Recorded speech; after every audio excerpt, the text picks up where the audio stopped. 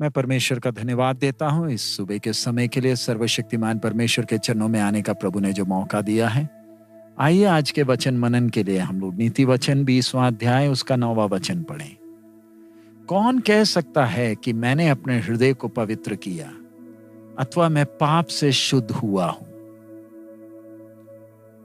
ये वचन जो हमने पढ़ा है ये बहुत ही एक महत्वपूर्ण यानी एक गंभीर वचन है। परमेश्वर की आत्मा ये वचन उस व्यक्ति के द्वारा लिखा रही है जिसको परमेश्वर ने अपने दैवीय ज्ञान से आशीषित किया था। और ये वचन सारी दुनिया के लिए एक चेतावनी है, क्योंकि ये वचन ये बात को प्रकट करता है हमारे जीवन की सच्चाई अनंत काल के लिए अति आवश्यक है। हर मनुष्य जन्म से ही पापी है। परमेश्वर मनुष्य से उसके विवेक के द्वारा बात करता है, लेकिन मनुष्य सच्चाई को स्वीकार करने को तैयार नहीं, क्योंकि वो पाप का आनंद लेना चाहता है। बेशक मनुष्य ये बात को स्वीकार करने को तैयार नहीं है कि वो पापी है, फिर भी उसका काम ये प्रमाण देता है। उसका विवेक उसे ही बार बार याद दिलाता है कि परमेश्वर के उस मापदंड से वो दूर है और उसे परमेश्वर के साथ अपना संबंध ठीक करना है। इसलिए मनुष्य रीति रिवाज अलग अलग तरीके के कर उसके शरण में अपने आप को छुपाने का प्रयास करता है ताकि वो पाप के दाग से बच सके। और जब ये रिवाज करता है तो उसे थोड़ी देर के लिए तसल्ली मिलती है, लेकिन हृदय का भारीपन उसके जीवन से हटता नहीं है और मरते दम तक वो प्रयास करता रहता है कैसे ना कैसे पाप के बोझ से छुटकारा पाए। लेकिन जब तक एक व्यक्ति प्रभु यीशु मसीह को अपना उद्धार करता और प्रभु कर कर स्वीकार ना करे, वो कभी भी पाप से छुटकारा नहीं पा सकता, ना ही अपने पापों के कामों से माफी पा सकता है। सुलेमान राजा ने परमेश्वर से ज्ञान प्राप्त किया था लोगों की सेवा के लिए। वो सच्चे मन से प्रभु के साथ चलता था, लेकिन समय आया जब परीक्षा में गिर गया। उसने परमेश्वर के लिए एक खूबसूरत महान मंदिर बनाया और हम पढ़ते हैं परमेश्वर के वचन में कैसे परमेश्वर की महिमा स्वर्ग से उस मंदिर पर उतरी। और हम सुलेमान की प्रार्थना भी मंदिर की प्रतिष्ठा के समय पहले राजा 8 में हम पढ़ते हैं। उसने बहुत से बलियां चढ़ाई व्यवस्था के अनुसार, पूरे देश के लिए बड़ा भोज का इंतजाम किया, लेकिन ये कोई भी चीज उसके हृदय को शुद्ध नहीं कर पाई। वो पाप से वंचित नहीं था, पाप का गुलाम था और परमेश्वर को दुख देने वाली कई बातें उसने की। परमेश्वर से पाए ज्ञान ने उसको शुद्ध नहीं किया।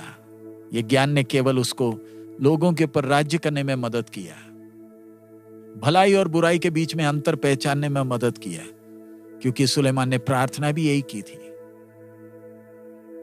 सुलेमान का जीवन हमें सिखाता है कि प्रार्थना का जवाब पाना या परमेश्वर से भौतिक आशीषें पाने का मतलब ये नहीं कि हम पाप से शुद्ध हो गए और परमेश्वर हमसे प्रसन्न हो गया। सर्वशक्तिमान प्रभु जो प्रेम करता है, भला है, सबको अपनी भलाई से आशीषित करता है।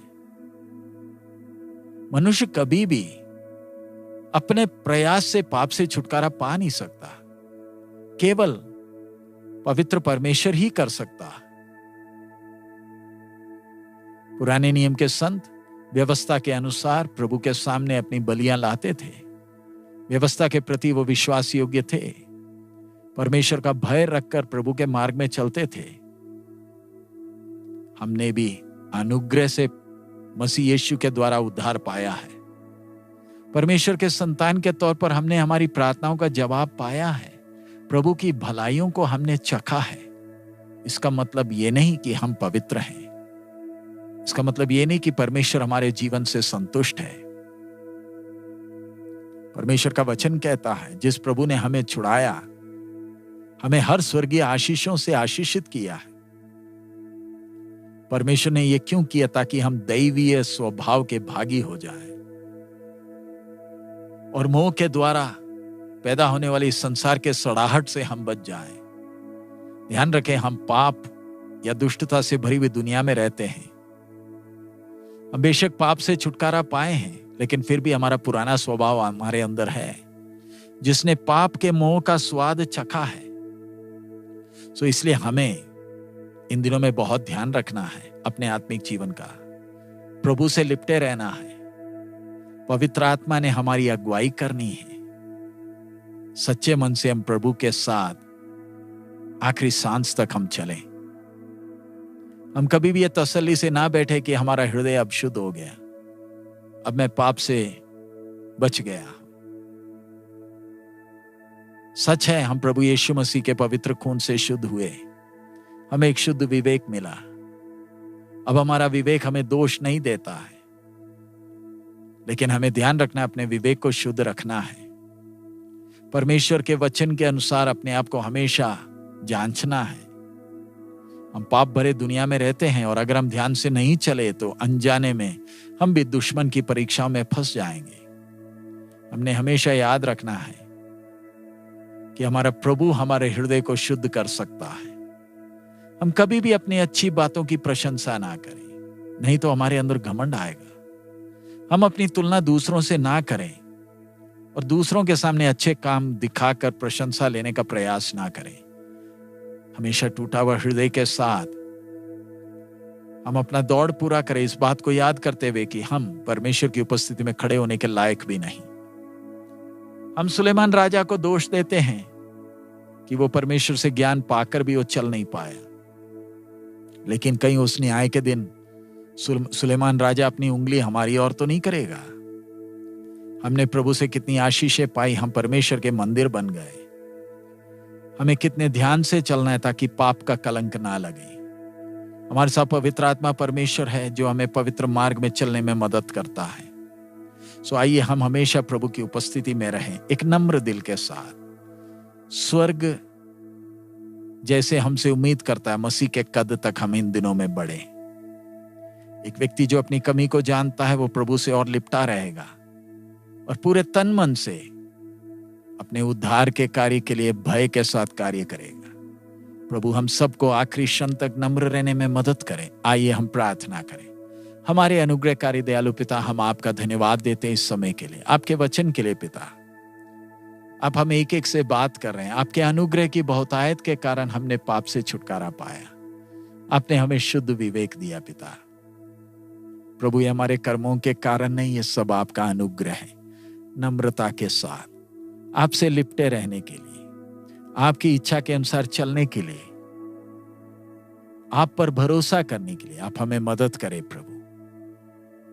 आज हम जो भी हैं वो सब आपका अनुग्रह है। प्रभु, आपकी महिमा के लिए जीने के लिए हमें मदद करें। दिए हुए शुद्ध विवेक के लिए धन्यवाद। इसको हमेशा शुद्ध रखने में मदद करें। सब महिमा आप ही को देते पिता, यीशु मसीह के मधुर नाम से हम मांगते हैं, आमीन। प्रभु हम सबको बहुतायत में आशीष दे। हमारा प्रभु अति शीघ्र आ रहा है। मारानाथा।